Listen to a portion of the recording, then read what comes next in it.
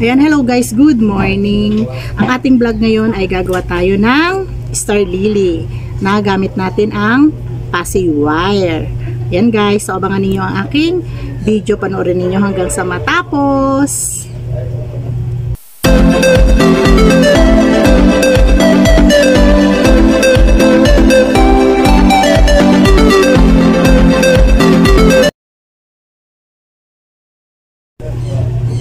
Ayan, hello guys. Para makagawa tayo ng isang ganitong star lily, gagamit tayo ng 10 passy wire. 6, 8, 10. Gagamit din tayo ng 4 na kulay green. Gagamit din tayo ng isang dilaw para sa kanyang yung talulot ba. Tapos gagamit tayo ng floral tape, syempre scissor, at syempre ang ating glue gun. So simulan na natin.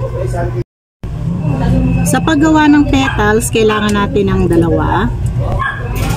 Itupi lang natin siya ng ganito guys. Ayan. Tapos itupi ulit natin ito ng isa pa. Pag ganito guys, oh. Ayan. Ayan. Kailangan siguraduhin yung pantay yung dulo. Tapos yung isa nating tinupi, isushoot natin dito. At tapos iikot lang natin siya ng 2 ikot. Ayan. Pagka ikot na natin siya ng 2, ganyan, ibaba natin siya rito. Pag ganito guys. Ayan. At pagkatapos ay ilak na natin siya ng papaganito. Ayan. Gawin lang natin ang same procedure hanggang sa makagawa tayo ng 5 petals.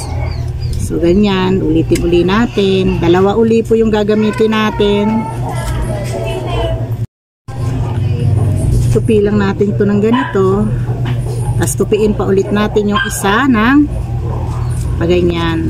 Kailangan pantay. Tapos, ishoot na natin uli ito. Ayan. Tapos, 2 buhol. 1, 2. Then, ipababa po natin siya ng ganyan.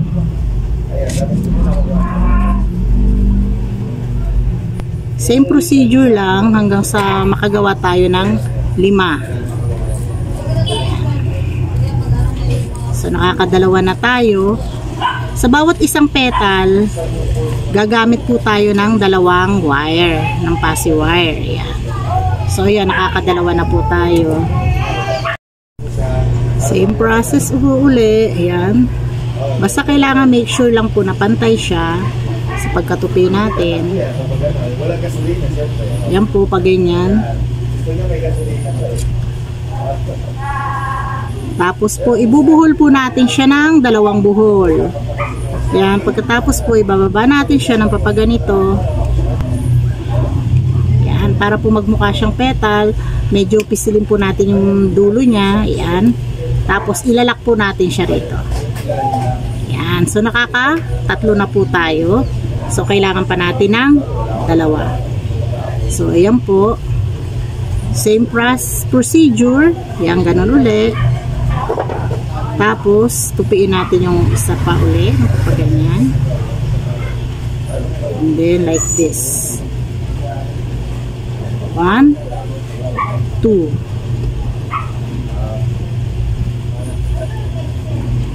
Make sure po na nakaayos po yung ating alignment niya para po maganda po siya tignan. Ayan. Tapos, ilalak po natin siya ulit dito. Ayan. Ayan po. Ganyan siya.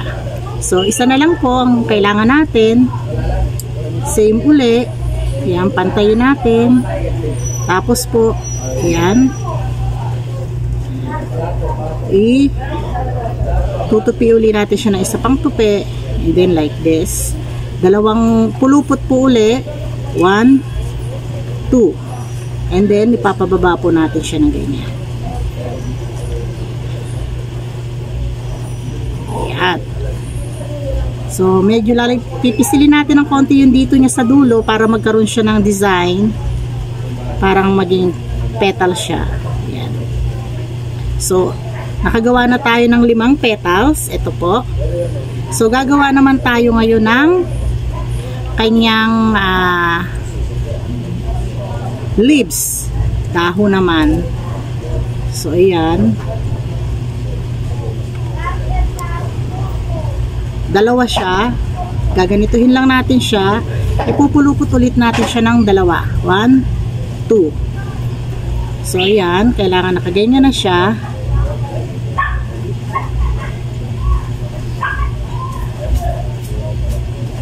Kailangan lang higpitan natin yung hawak, ayan, para magmukha siyang dahon. Ayan. Tapos kukuha tayo ng isa rito, yan ang ipanglalak natin. So ayan. Ngayon po, kung gusto po ninyong lagyan ng 2 dahon kagaya po nito, 1, 2, pwede po. Ngayon kung gusto nyo lang 1 dahon lang, pwede rin. Ayan, kagaya nito. So lagyan natin to ng 2 dahon.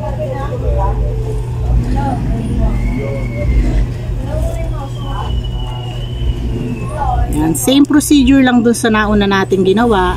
2 buhol uli, 1, 2, and then ibaba po natin siya ng papaganito. Yan. Pisilin natin dito ng konti.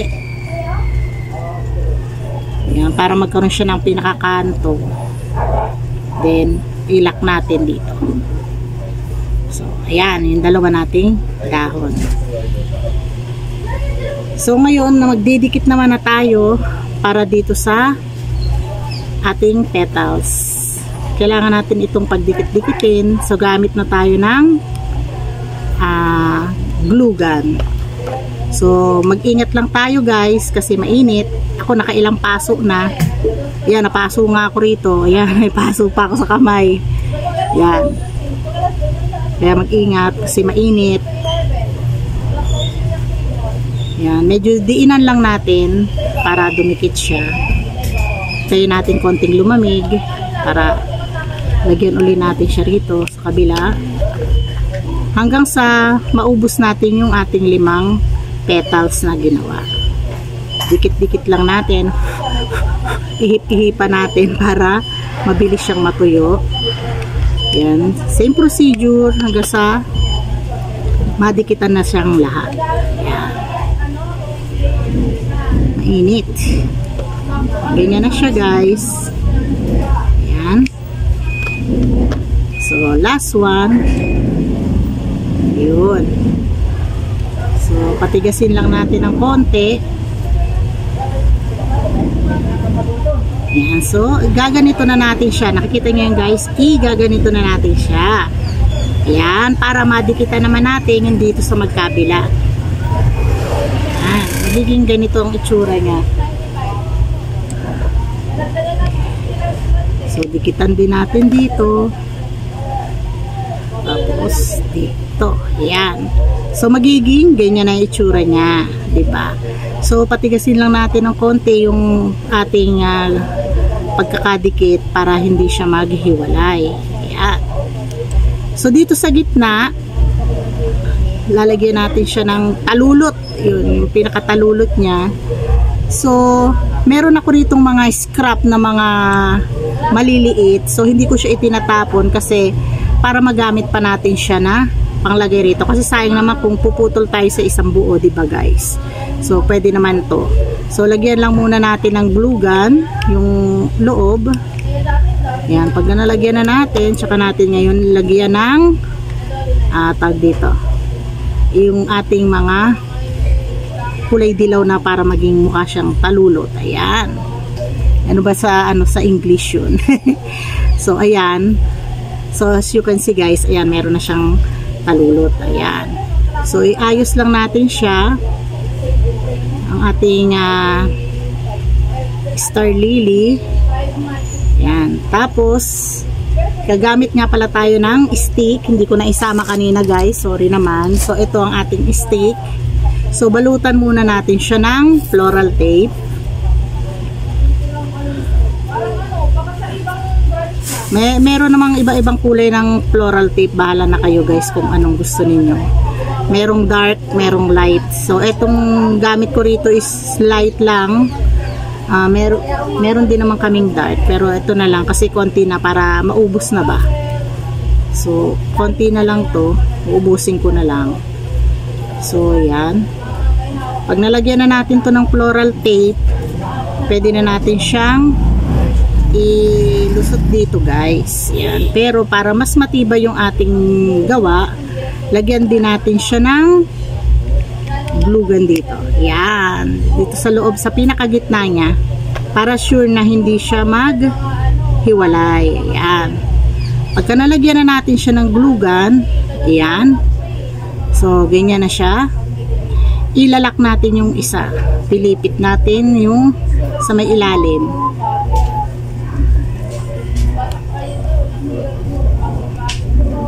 Pilipit natin siya. And then, balutin na natin siya ng floral tape. Yan. Ayan, nakikita nyo yan guys. Ganyan. Ayan ang ating gagawin para matakpan yung excess dito. Ngayon, ilagay na natin yung ating dahon. Yan. So, ganito lang ang paglalagay natin. Tapat lang natin siya ng ganyan. And then, balutin na natin siya ng floral tape. So, kunin na rin natin yung isa. Yan, pag ganyan.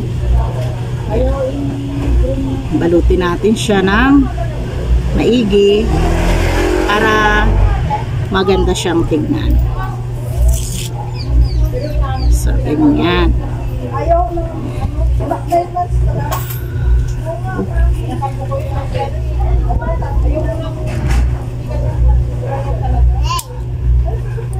So, ayan na siya guys. So, tapos na yung ating star lily. So, ito na guys, yung ating star lily. Ayan.